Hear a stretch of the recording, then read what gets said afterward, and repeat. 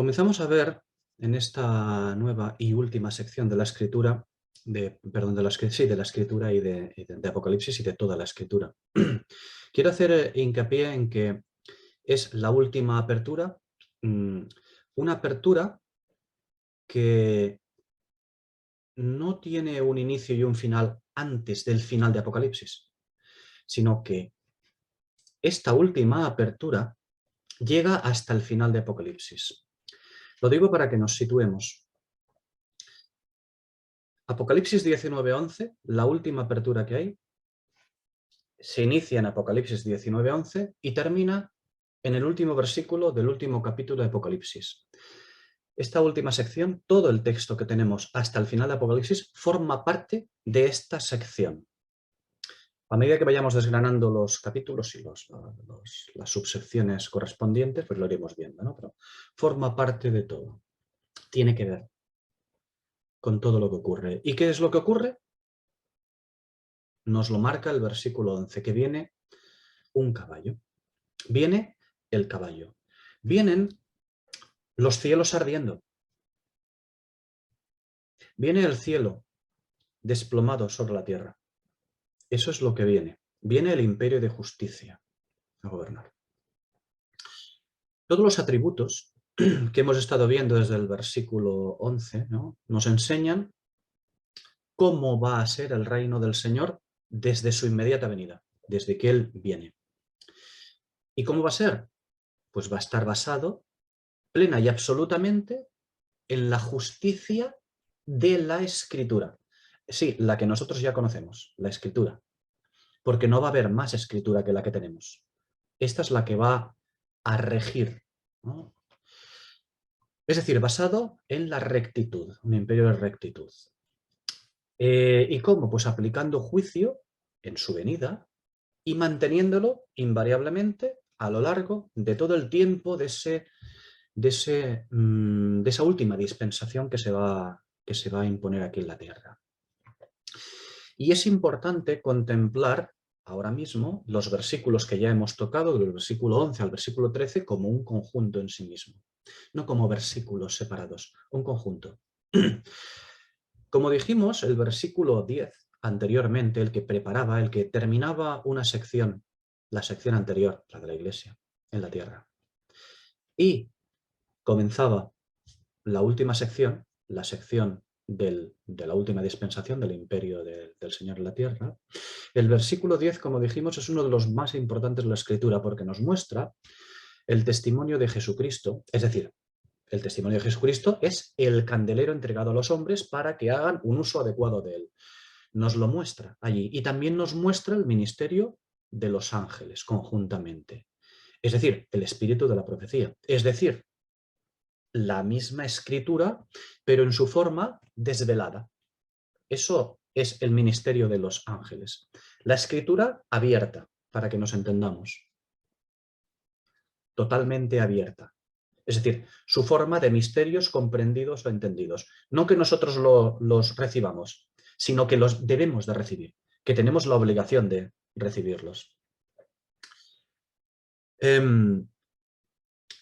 Y la afirmación de que ambas cosas en ese versículo 10, de que el espíritu de la profecía y el testimonio de Jesucristo son la misma cosa, o deberían de ser la misma cosa, implica dos cuestiones: que la causa de la inmundicia, es decir, de las sangres, tiene que ver con el espíritu de la profecía yendo por un lado, es decir, las escrituras, la revelación de las escrituras por un lado, y el testimonio de Jesús por otro.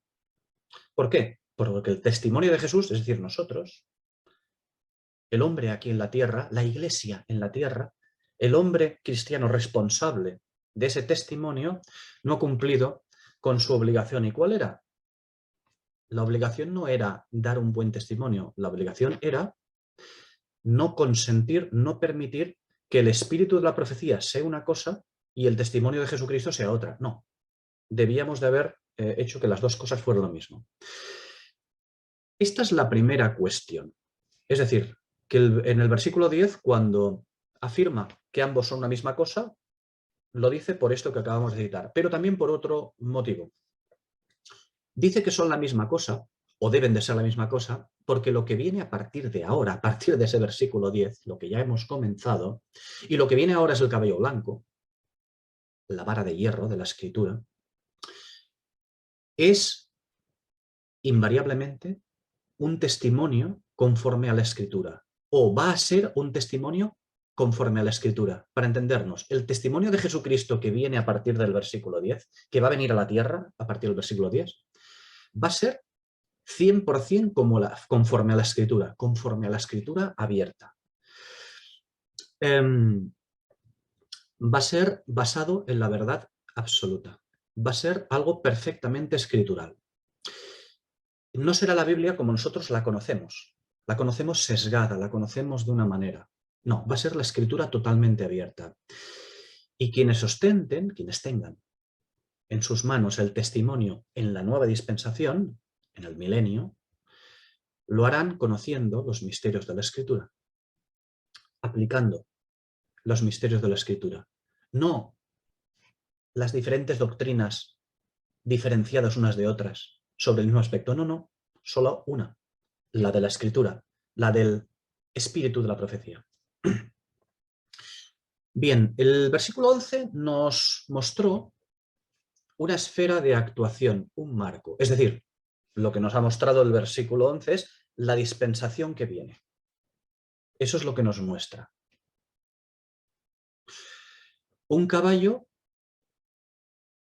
o mejor expresado, un imperio de rectitud, una dispensación de rectitud muy recta, es decir, de vara de hierro, en el que las naciones van a tener justicia, pero justicia escritural. Aquella expresión de como Dios manda, pues mira, precisamente, ¿no? O sea, nunca mejor dicho, van a tener justicia, pero como Dios manda. Y una justicia que para nosotros es algo maravilloso, pero a ellos no les va a gustar. A nadie le gusta la justicia de Dios. Porque la justicia de Dios es algo de lo que el pecado trata siempre de escapar. El hombre manchado siempre trata de escapar, ¿no?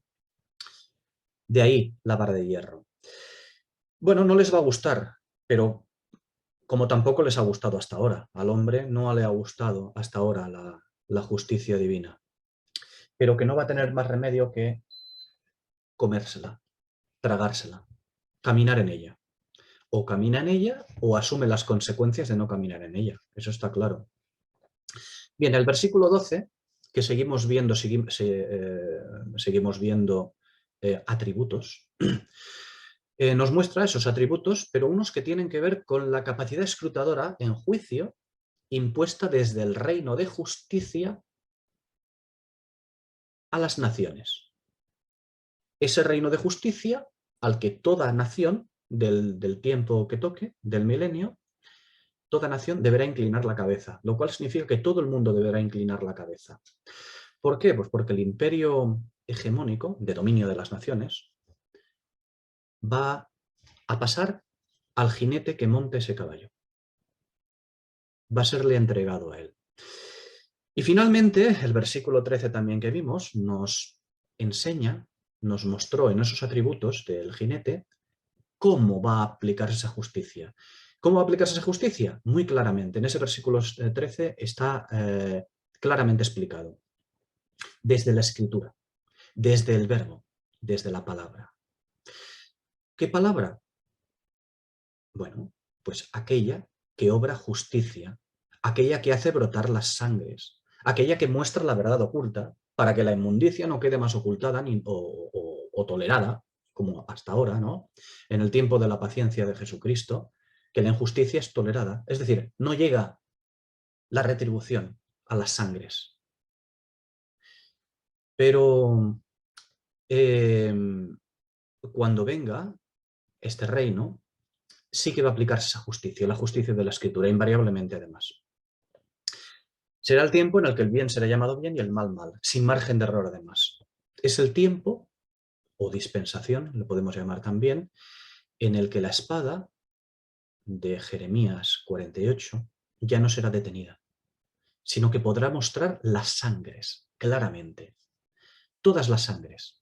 La mostrará todas las sangres. De ahí, en el versículo 13, observar la ropa salpicada en sangre. Por lo tanto, estos versículos nos están hablando de una cuestión, pero no nos hablan de una batalla o guerra sangrienta donde se dejan los cuerpos sin vida en medio de las calles. No. De lo que nos está hablando es de una nueva dispensación, la última dada al hombre, la final, en la que habrá un régimen a las naciones, un régimen de tutela escritural, que no de gobierno, ¿eh? No de gobierno de las naciones. Cada nación tendrá sus reyes, sus gobernantes, pero de tutela escritural sí. ¿Cómo se aplicará aquello? No sabemos, pues, mediante los cambios en la constitución de cada nación, no lo sé, no importa. Lo que sabemos es que ocurrirá. Habrá un régimen de tutela escritural a todo el mundo y este régimen de tutela escritural, ¿qué hará? Mostrará las sangres claramente. El pecado será absolutamente visible y no habrá opción ni oportunidad de esconderlo. Posteriormente, en el versículo 14 lo que vimos fue que con ese jinete que viene, vienen también unos ejércitos celestiales y estos están vestidos de lino fino y le siguen con caballos blancos. Y hablamos también de quién son estos ejércitos celestiales. No son todos los ejércitos celestiales, son unos que tienen un vestido de lino fino y además le siguen en caballos. Tienen estas características, por lo tanto está muy acotado. ¿Quién van a ser? Lino fino, la esposa. La única que se viste de lino fino, la esposa. Es la esposa, no otros. Por lo tanto ya sabemos quién son estos ejércitos celestiales, la esposa. ¿Y con qué le siguen? Con caballos blancos, es decir, similares a aquel que monta el jinete, a ese caballo blanco, a ese imperio de justicia que viene. ¿Quién van a ser estos? Está muy claro lo que van a hacer. Van a juzgar, van a llevar justicia y juicio a las naciones. ¿Cómo? Con la escritura. Con la escritura, no señalando con el dedo de tú lo has hecho mal, venga, pam, pam al culo. No, no, no, no. No. Con la escritura. Es decir, el juicio que va a venir no es tanto unos jueces con toga que van a señalar al que lo ha hecho mal y por lo tanto a la cárcel. No, no. Los juicios que vienen, los tronos, los tribunales que se van a colocar, los que reciban capacidad de juzgar, como dice el próximo capítulo, va a ser aplicando la escritura. Es decir, enseñando juicio y justicia. De eso se trata, enseñar juicio y justicia, enseñar la escritura. Estos son los que van a venir. Esa característica, ese blanco, esos caballos blancos añadidos, conforme al versículo 8 que ya vimos. En el versículo 8 vimos a la esposa vestida de lino fino, pero no la vimos de color blanco. ¿Por qué? Porque no tocaba. Ahora sí. En este versículo 14 toca. ¿Por qué? Porque viene a hacer un trabajo, a llevar a cabo un ministerio de juicio y justicia, un ministerio escritural, conforme a enseñanza de la justicia. ¿En qué tiempo? Pues en el tiempo del caballo, del imperio de justicia, en el cual nadie va a poder burlarla ya. Esa escritura, lo que dice la escritura. Por eso vienen en estos caballos blancos, conforme al caballo del jinete. Así que son los responsables, vamos a ser los responsables de enseñar juicio y justicia en la nueva dispensación. Así que no vamos a matar a los malos destripándoles y dejando que las aves carroñeras se los coman. No, ese no es nuestro cometido. El cometido de justicia que tendremos es uno mucho más elevado, mucho más elevado. Nuestro cometido será uno de justicia, un cometido blanco. Blanco. Blanco no significa puro, blanco significa de rectitud, el de la vara de hierro, basado en la palabra de Dios. ¿Por qué? Pues porque seremos los acompañantes de ¿quién? Como dice el versículo 13, del verbo de Dios. No de un guerrero que los va a matar a todos, sino seremos los acompañantes del verbo de Dios, conforme al versículo 13. Y no olvidemos que si algo se le ha encargado pues, a aquella que va a ser arrebatada para volver con él posteriormente, si algo se le ha encargado, es el ministerio de la palabra. Si algo se nos ha encargado a nosotros, es el ministerio de la palabra. ¿Al anterior candelero, al candelero judío también? Sí, pero nosotros mucho más especialmente. ¿Por qué? Pues porque tendremos un cometido especial también. Y nosotros, ya dijimos, conforme a Judas 14:15, que habla de algunos de los cuales profetizó, ¿no?, diciendo que vino el Señor con sus santas decenas de millares para hacer juicio y justicia contra todos y dejar convictos a todos los impíos de todas las obras impías que han hecho impíamente y de todas las cosas duras que los pecadores impíos hablaron contra él.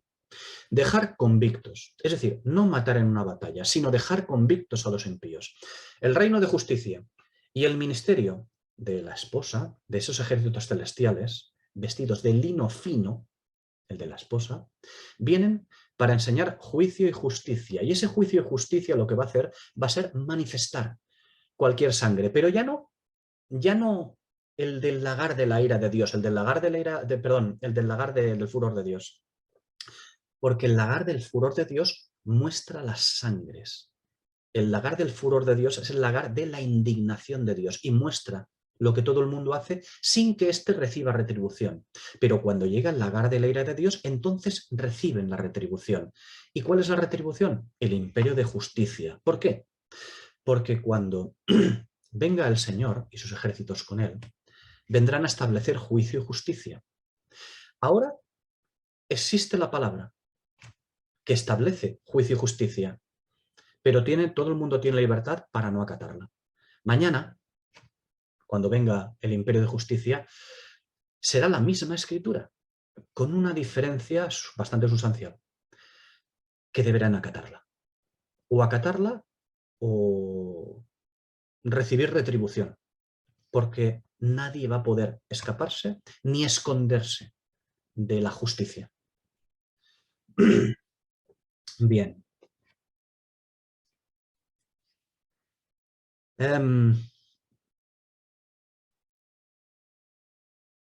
Vale, este es el sentido del versículo 14.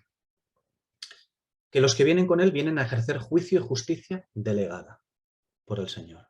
Vienen con la palabra, para santidad o para condenación. Y en el versículo 15 continuamos viendo atributos con relación a ese imperio de justicia, con relación a ese caballo blanco, ¿no? Y sigue hablando del jinete, de esos atributos del jinete. Dice el versículo 15, de su boca sale una espada aguda para herir con ella a las naciones, y él las pastoreará con vara de hierro. Y él pisa el lagar del vino del furor y de la ira del Dios Todopoderoso. Fijaos bien en este versículo, el lagar del furor y también el de la ira. Ya no es el lagar del furor de Dios, como capítulos anteriores era el lagar del furor de Dios. Ahora también es el de la ira. En Apocalipsis 14, en el versículo 20, el lagar era el del furor, o también llamado el lagar de la indignación de Dios, que le llamamos. El furor es la indignación. Pero ahora ya es el día de la venganza, cuando cualquiera que no se incline ante él morirá. Porque inclinarse ante él es inclinarse ante la justicia, ante la escritura. Y si no se inclinan cuando llegue esa dispensación, pues habrá retribución. Y no morirá cualquiera porque el Señor lo mate, no, sino porque escogió el mal que se apegó a su alma. Esa persona escogió que el mal se apegase a su alma. Al respecto del pecado en esa dispensación cuando llegue, sabemos que existen pecados para muerte y pecados no para muerte. Fijaos en la primera carta de Juan, el capítulo 5, versículos 16 y 17. Dice, si alguno ve a su hermano cometiendo un pecado que no sea para muerte, pedirá, y Dios le dará vida. Esto es para los que cometen pecado que no sea para muerte. Hay pecado para muerte, por el cual yo no digo que se pida. Toda injusticia es pecado. Y hay pecado que no es para muerte. En el milenio, no todo el que peque morirá. No todo el que peque morirá. Ezequiel 18:20, con respecto a esto. El alma que peque, esa morirá. El hijo no llevará el pecado del padre, ni el padre llevará el pecado del hijo. La justicia del justo será sobre él, y la impiedad del impío será sobre él. Mas, dice Ezequiel, mas si el impío se aparta de todos sus pecados que hizo, y guarda todos mis estatutos y obra según el derecho y la justicia, de cierto vivirá, no morirá. Está hablando del impío. El impío es el que peca. Es decir, tiene que haber pecado. Pero si se aparta de todos sus pecados y guarda los preceptos del Señor, no morirá, sino que vivirá. Ninguna de las transgresiones que cometió será recordada contra él. Vivirá por la justicia que ha practicado. Y continúa diciendo el Señor allí, en Ezequiel, ¿acaso me complazco yo en la muerte del impío? Dice el Señor Jehová. ¿No me complazco más bien en que se aparte de sus caminos y viva? Bueno, el desafío abierto a Dios no será tolerado. En el versículo 19 ya se observa que el desafío abierto a Dios no será tolerado. Digo en el versículo 19 de Apocalipsis 19.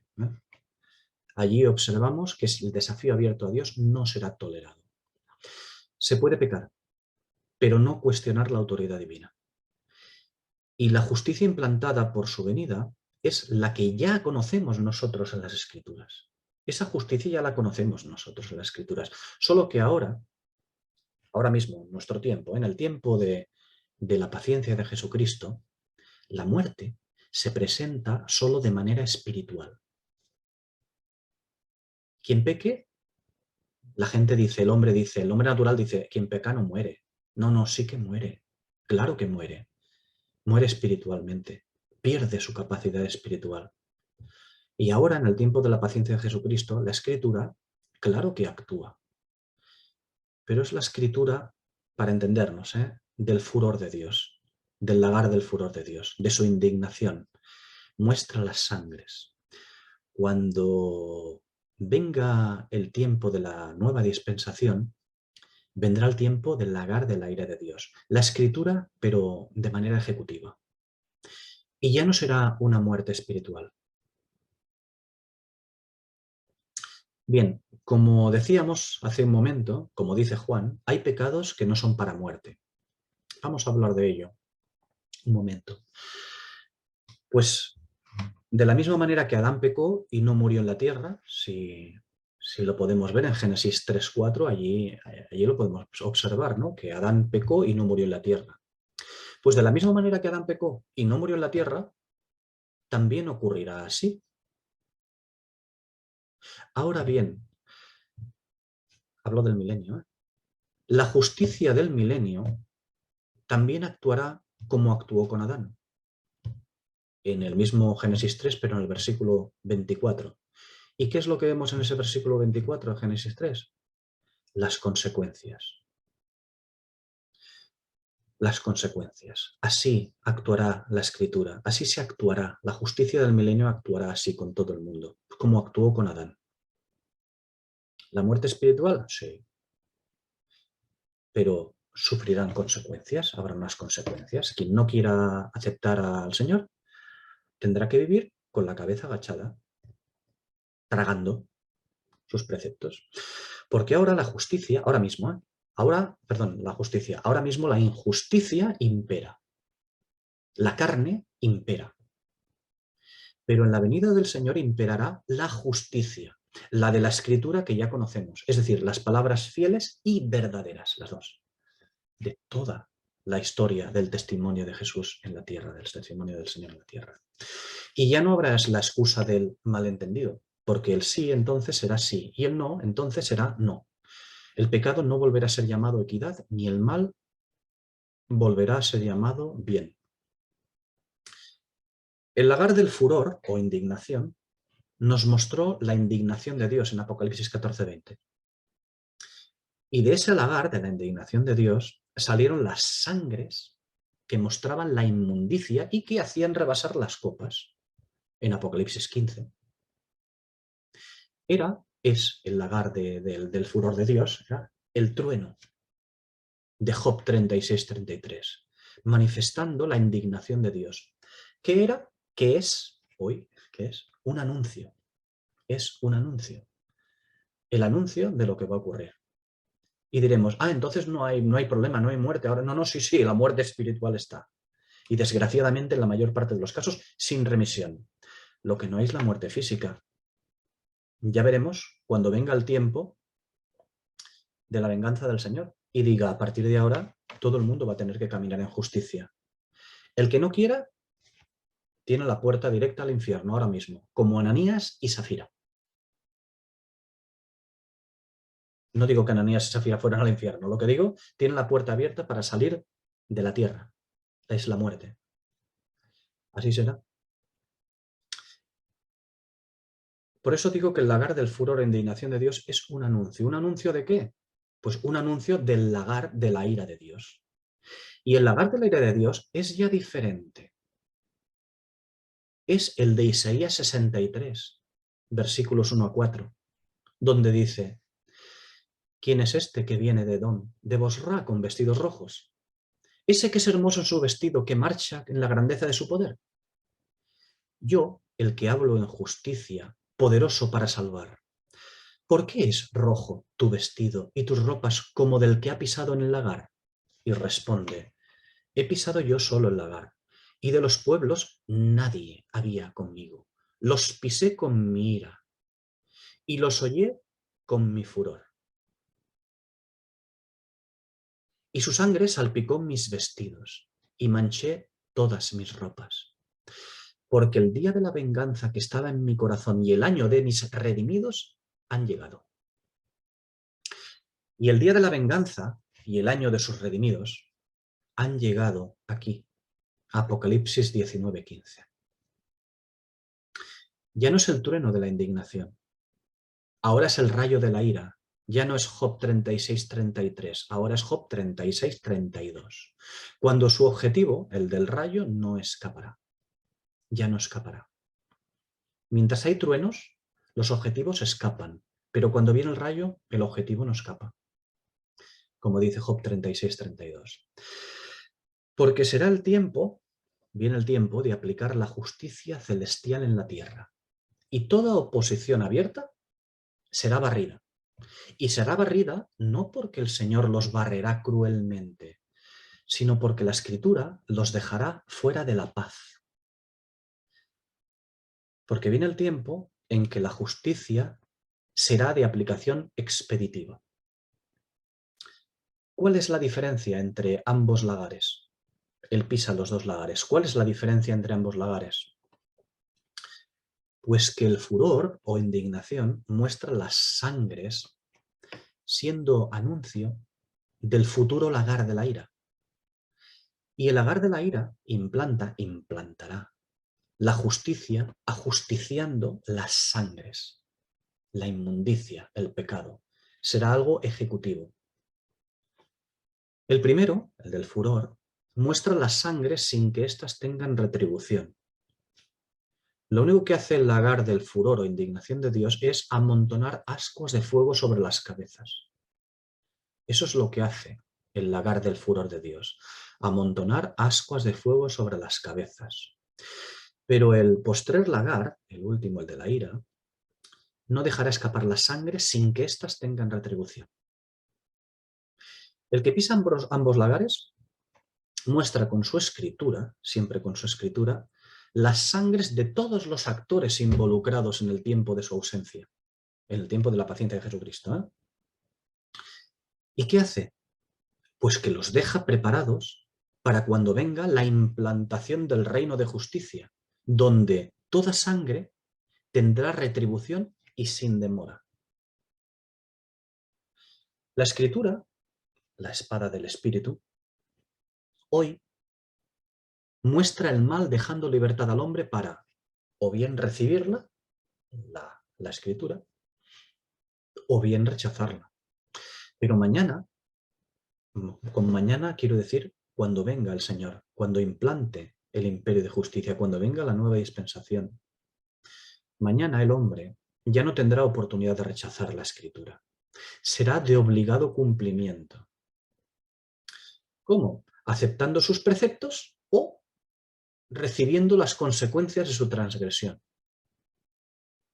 Ese día, el día de Jehová, ese es el día de Jehová. Ese día es el día que esperaban aquellos, ¿recordáis en Mateo 5:6? Bienaventurados los que tienen hambre y sed de justicia, porque ellos se serán saciados. Bien, no es el tiempo en que se van a cortar cabezas, no. Es el tiempo en que se implanta un reino de juicio y justicia. Ese en el cual todos estos que esperan justicia, todos aquellos que tienen hambre y sed de justicia, serán completamente saciados. Porque habrá llegado el tiempo en que la justicia ya no podrá ser traspasada, ya no podrá ser quebrantada, no podrá ser incumplida sin que el cielo en llamas le señale, porque el cielo arderá. Apocalipsis 19:11. Los cielos abiertos, totalmente abiertos. Se anuncian llamas, el contacto total del cielo con la tierra, el imperio del cielo, el imperio celestial en la tierra. Llamas, el cielo arderá.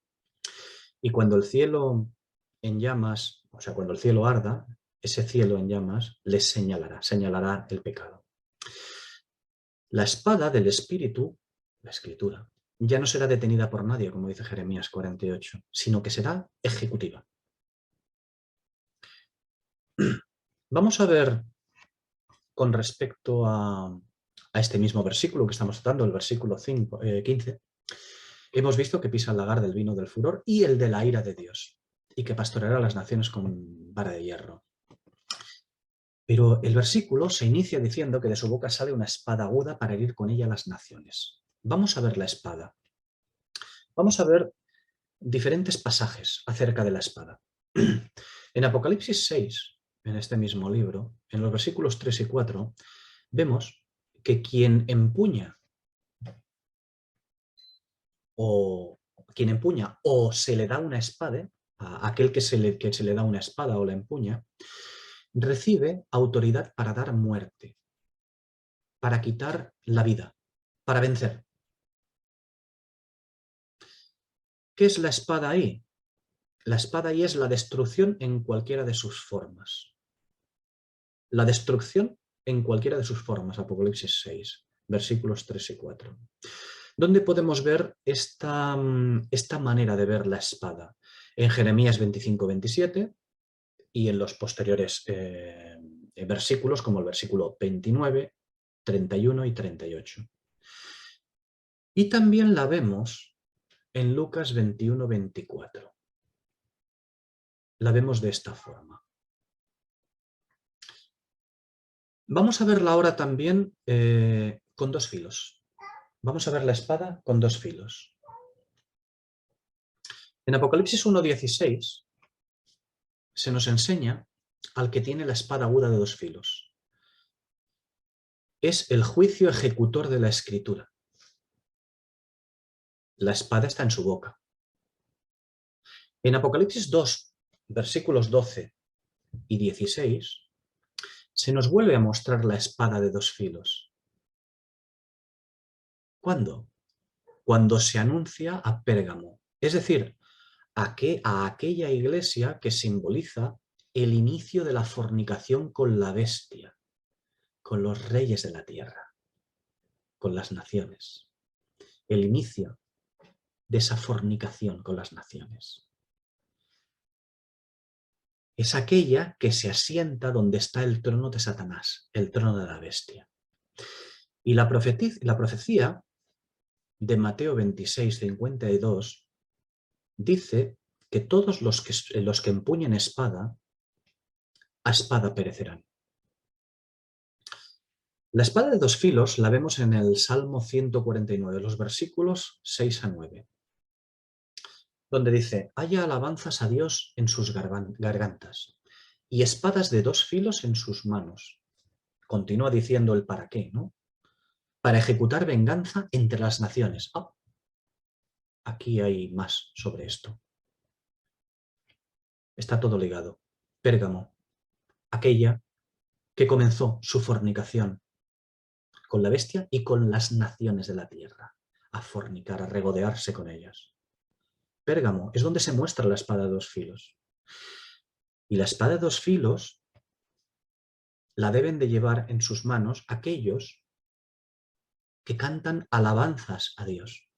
No otros, no, aquellos que cantan alabanzas a Dios. La deben de llevar. ¿Para qué? Para ejecutar venganza de las naciones y castigo entre los pueblos paganos. Para aprisionar a sus reyes con argollas y a sus nobles con cadenas de hierro. ¿Para qué?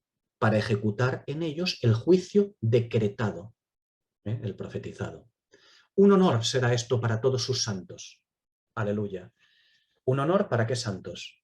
Para los que vengan con él, para los ejércitos celestiales que vienen, los del vestido de lino fino montados en caballos blancos. Un honor será esto para todos sus santos. Bien, aquí la vemos a la espada de 2 filos, la vemos, si os fijáis, no tanto para muerte física, sino para aprisionar y mantener bajo cadenas o vara de hierro, que es exactamente lo mismo, para aprisionar y mantener bajo cadenas o vara de hierro a las naciones. En este Salmo 149. Algo de lo cual deben participar los santos. Lo vemos lo hemos visto en el versículo anterior de Apocalipsis 19 que hemos tratado.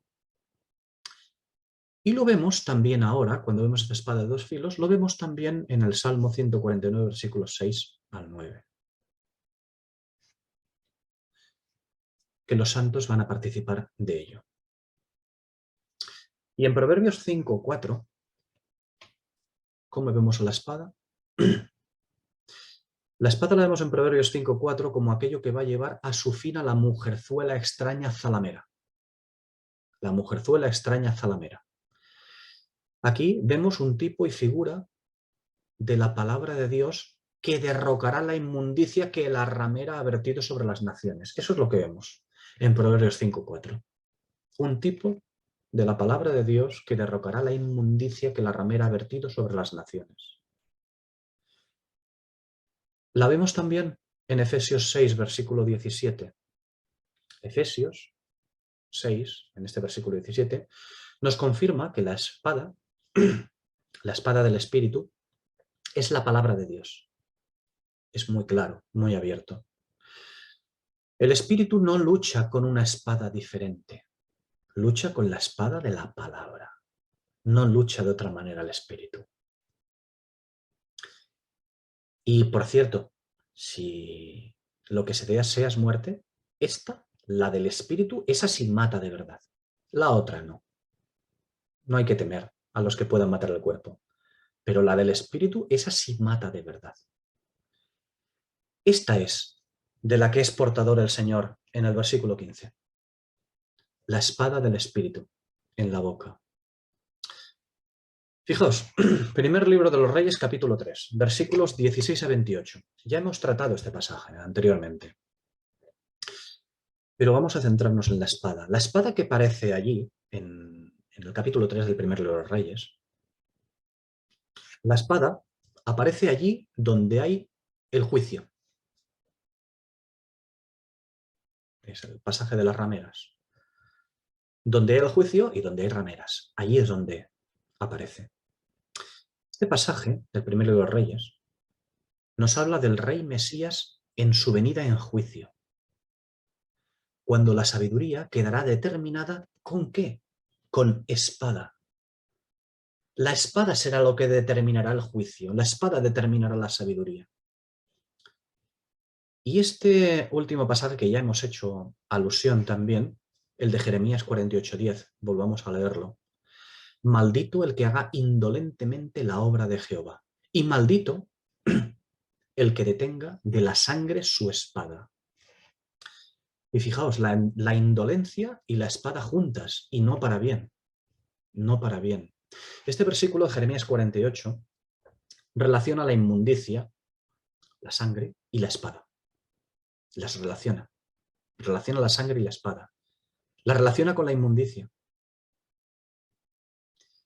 Una espada que debe aplicarse para que no escape de ser manifestada como tal la sangre.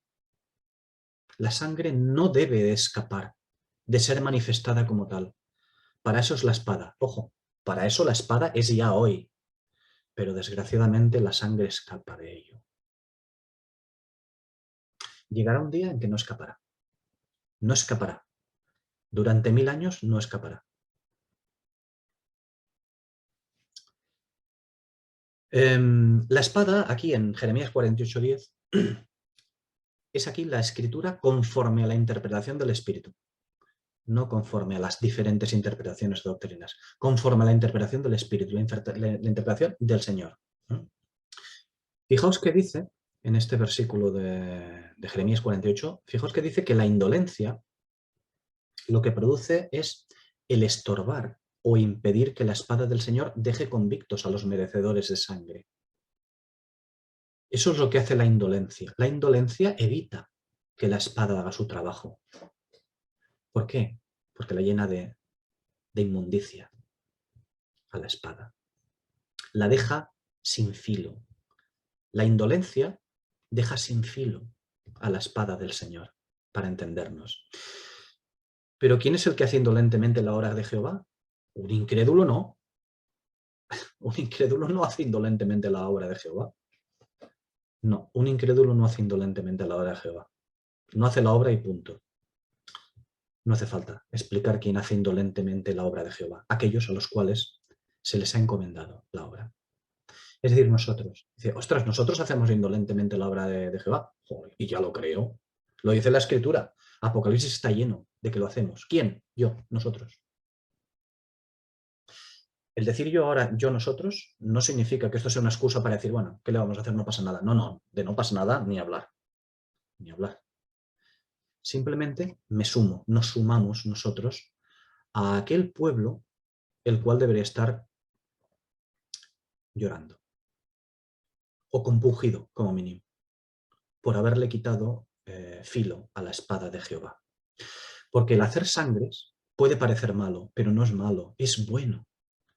El mostrar las sangres produce bien, porque muestra, manifiesta el mal. Y cuando se manifiesta el mal, solamente puede haber a partir de eso bien. La espada del Espíritu manifiesta el mal, pero no porque el Señor se complazca en el mal con los demás, en hacer daño al impío. No, si lo que quiere es que el impío se convierta. Pero nosotros, mal encaminados por nuestra mamá, la Odisea, bueno, y las anteriores, mal encaminados por todas las anteriores también, mal encaminados, pues por aquel que se dedica a influir en nosotros, pues le hemos quitado el filo a la espada del Señor. Bueno, seamos conscientes de ello, porque debemos procurar no estorbar o impedir que la espada haga sangre. Y como decía, la indolencia, como dice ese versículo, produce pues el estorbar, el quitarle el filo a la espada del Señor para que deje convictos a los merecedores de sangre. Bueno, más bien dice que estorba o impide o engaña a aquellos que deberían blandirla según el Espíritu, no a impíos, aquellos a los cuales se les ha entregado la espada para blandirla. Y dice que estos a los que se les ha entregado la espada no la blanden según el Espíritu. Por eso se impide que la espada haga sangres. Bien, vamos a ver ahora, hemos visto la espada de dos filos. Vamos a ver la espada de otra manera. La espada aguda. Es otra característica, otro atributo de este versículo 15 de Apocalipsis 19. La espada aguda está haciendo referencia a Isaías 49:2, donde dice, puso mi boca, como espada aguda. Me escondió en la sombra de su mano y me puso por saeta bruñida, me guardó en su aljaba. De quien está hablando este versículo es de Israel y de su salvación. En primer lugar, quien tiene la espada aguda saliendo de la boca, aquí en este versículo 2 de Isaías 49, quien tiene la espada aguda saliendo de la boca es Israel. Aunque enseguida lo personaliza en aquel que la ha de restaurar en los versículos 5 a 6 posteriores. Lo personaliza, pero no olvidemos que el versículo 2 pone a Israel como de quien está saliendo la espada aguda. Notemos que la espada es la guerra, la conquista destructiva, pero si está saliendo de la boca implica otra cosa no física o material o carnal. Y en este pasaje de Isaías 49 tenemos además la saeta, que implica al arco que se usa para vencer a distancia, como vimos en el Apocalipsis 6:2, es decir, sin lucha cuerpo a cuerpo. Isaías 49 es un pasaje donde se habla de la restauración nacional de Israel, incluyendo la supremacía de Israel sobre las naciones, como se puede ver posteriormente en ese mismo capítulo 49, los versículos 22 y 23. Ahí incluye también. Es decir, no solamente habla de la restauración nacional de Israel, sino de la supremacía de Israel sobre las naciones cuando se restaure. Y esto está enmarcado en el tiempo del fin. Seguimos en el capítulo 49 de Isaías. Posteriormente, versículos posteriores, los versículos 25 y 26, lo enmarca, todo esto de lo que está hablando lo enmarca en el tiempo del fin, cuando les será arrebatada la supremacía de la tierra a los gentiles, para dársela a Israel. Será un tiempo de sangres y finalmente de comer sus propias sangres, de devorarse a sí mismos. Comer las sangres, sus propias carnes, devorarse a sí mismos. Apocalipsis 17, 16 y Apocalipsis 19, versículos 18 y 21. Llegaremos pronto a ellos. Solamente hacemos una referencia. ¿Cómo va a ser vindicado Israel e impuesto el reino del Señor? No lo sabemos. No sabemos cómo va a operarse, sabemos qué va a ocurrir. Lo que sí sabemos es que la espada está en su boca, es decir, no hay batalla sangrienta. No hay batalla sangrienta. La espada está en su boca, es decir, la palabra actuará. Y la pregunta, ¿el Señor tendrá a su merced a las naciones por alguna causa o factor que ahora mismo desconocemos? Probablemente, puede ser. Que pueda aplicar, pueda tener en su mano a las naciones por algún motivo que no sabemos, ni nos interesa tampoco. Ocurrirá, sí, y por eso podrá aplicar el caballo blanco, el caballo del imperio de justicia. Por eso podrá aplicar esa espada. Es cierto que el Señor puede extender su mano y hacer que todos perezcan. Extiende la mano y hace que todos perezcan. Claro que sí, sí. Pero yo personalmente no estoy convencido de que esto vaya a ser así. No estoy convencido de que el Señor vaya a querer actuar así. Creo que el Señor hará que otros factores intervengan. Como por ejemplo, no lo sé, una creación ya muy maltratada, o que a los hombres se les escapen de las manos sus propias creaciones, ¿no? No sé si me entendéis, ¿no? Porque una creación maltratada, ¿qué es lo que hace? Pues vomitar de su boca, como vimos, ¿no?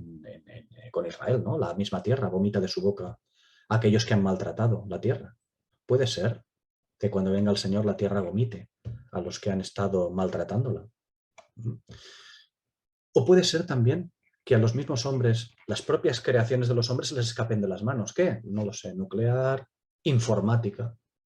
Se les puede escapar de las manos y caer en el control del Señor. Se les pueden escapar de los hombres de las manos creaciones que pueden controlarles. Y el Señor tener un control sobre todo. ¿Quién dice que no va a haber un sistema informático? Es una tontería lo que digo, es una hipótesis o una elucubración. Un sistema informático que pueda controlar toda la informática mundial, por lo tanto todos los procesos mundiales, y que esté en las manos del Señor, de los suyos. Digo, ¿puede ser eso? Sí. ¿Puede ser otra cosa? Sí. No importa lo que será, pero todo estará en manos del Señor, seguro. Bien, vemos que la espada sale de la boca, por lo tanto es la escritura. Esta espada en la boca indica que va a ser predicada, enseñada o va a manifestar juicio entre las naciones en el ejercicio de gobierno. Nosotros conocemos la Escritura como aquello que es santo y que produce bien, pero eso mismo también es juicio. Lucas 7:23. Bienaventurado cualquiera que no haya en mí ocasión de tropiezo. El Señor es el Verbo, la Escritura. Primera carta de Pedro, capítulo 2, versículos 6 a 8. Dice así, está contenido en la Escritura. He aquí pongo en Sión la principal piedra del ángulo, escogida, preciosa. Y el que crea en él no será avergonzado. Para vosotros, pues, los que creéis, es de gran valor.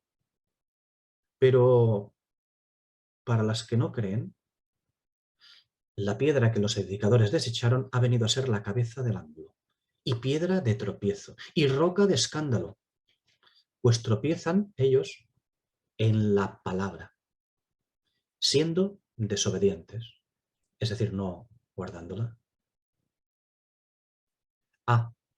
A lo cual fueron también destinados.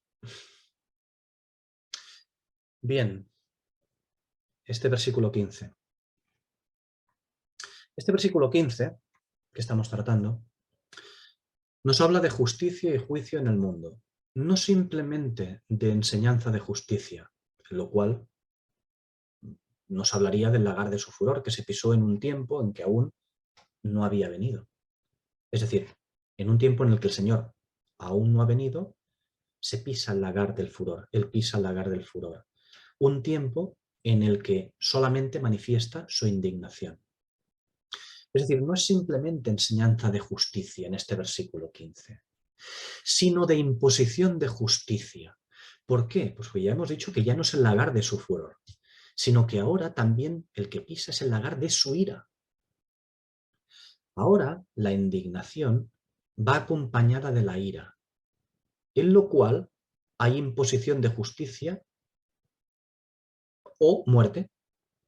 O imposición de justicia, o se acata la justicia o muerte, cuando venga.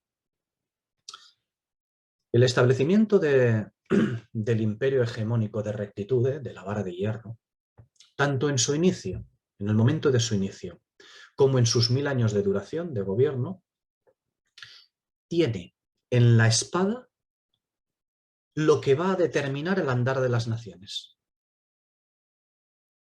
La espada va a determinar cómo van a caminar las naciones. Y la espada es la palabra de Dios. El mal será herido con la espada del Espíritu. Herido porque para las naciones no hay salvación. Para las naciones no hay salvación. Decimos, es que las naciones serán salvas. Eso jamás. Las naciones no serán salvas, ni ahora ni en el estado eterno. Nunca van a ser salvas las naciones. Las naciones no son salvas. Para las naciones no hay salvación. Para las naciones hay vara de hierro. Claro, nosotros diremos, ostras, pero es que la vara de hierro es buena. Claro que sí, para nosotros es buena, pero para las naciones va a ser un yugo de hierro tremendo, porque va a ser insufrible. Pero si nuestra carne, hoy lo vemos, nuestra carne nos dice que no es sufrible los preceptos de la palabra de Dios. El que no ama la palabra de Dios y busca al Señor, para él es insufrible. La carne, nuestra carne, siempre quiere desobedecer. Vamos a expresarlo de otra manera que no sea tan dura. Siempre busca hacer lo que le sale de la real gana, ¿no? Como en la época de los jueces, que dice, como no había rey, dice la escritura allí, como no había rey, cada uno hacía lo que bien le parecía. Bueno, pues llegará el tiempo del rey. Ya no podrá hacer cada uno lo que bien le parezca. Este es el tiempo del que estamos hablando. Digo que para las naciones no hay evangelio de amor. Se ofrece. El evangelio eterno se ofrecerá, sí, pero se ofrecerá en forma de justicia y juicio. Para las naciones no hay evangelio, no habrá evangelio de amor. Lo que habrá es sometimiento a los preceptos divinos. A las naciones no se les exigirá la salvación del alma. A las personas de las naciones no se les exigirá la salvación del alma. Pero sí se les exigirá que acepten la autoridad del Rey de Reyes y Señor de Señores. Sí se les exigirá que acepten el verbo. Sí se les exigirá que caminen conforme a la justicia. No olvidemos que las naciones no son personas, son entidades nacionales. Y sí que hay determinada sanidad para ellas. Ya lo veremos cuando lleguemos al último capítulo de Apocalipsis. Claro que hay determinada sanidad para ellas. Ojo, sanidades no es salvación de alma, no son personas, otra vez las naciones. Sanidad aquí es lo que les permite, aquí, donde estamos hablando ahora mismo, en estos versículos, sanidad es lo que les permite seguir estando bajo la vara del gobierno del Rey de Gloria. Esa es la sanidad que van a tener las naciones. Sanidad para no morir, para seguir teniendo oportunidad de aceptar el Evangelio eterno. Esa es la sanidad, no otra. Ya veremos más sobre ello en los capítulos 21 y 22. Se desarrollará más ampliamente. Bien, la última parte de este versículo 15, que dice que él las pastoreará, estas naciones. Habla de la espada de su boca y las pastoreará con vara de hierro. Todo es un conjunto. Es de lo que estamos hablando todo el tiempo. Bien, las pastoreará con vara de hierro. Las naciones no van a tener un régimen de amor. No es eso lo que van a tener. Cuando se habla de justicia entre las naciones, no van a tener un régimen de amor, de ninguna manera. Lo que van a tener va a ser un régimen de hierro. Es decir, de imposición, es decir, de cadenas para sus reyes, para todos. Sí, es verdad que va a ser una imposición de algo perfectamente justo. Un gobierno que satisfará incluso el deseo de justicia y de equidad, pues hasta del hombre incrédulo.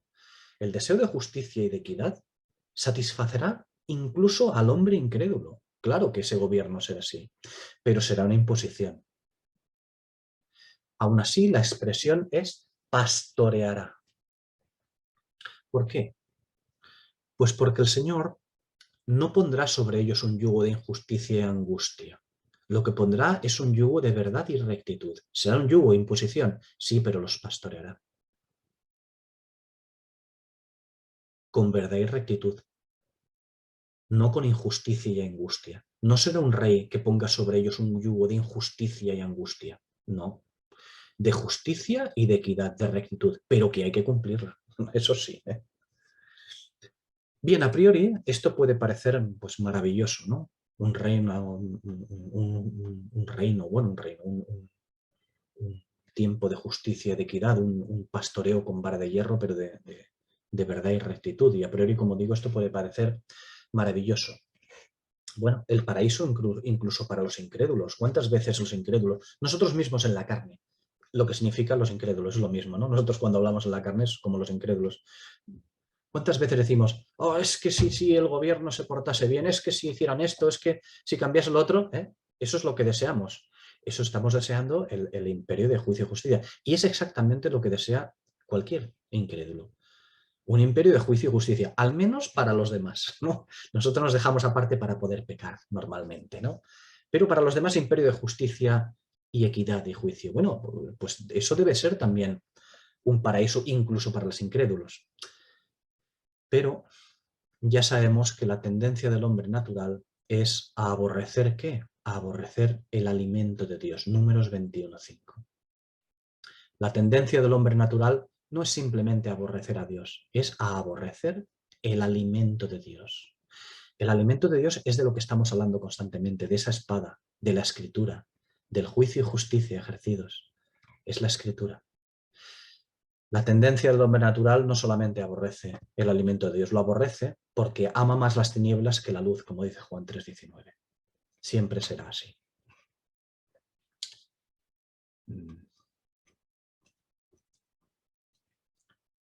Bien, podemos dejarlo aquí y continuamos el próximo día en el versículo 16, si el Señor quiere.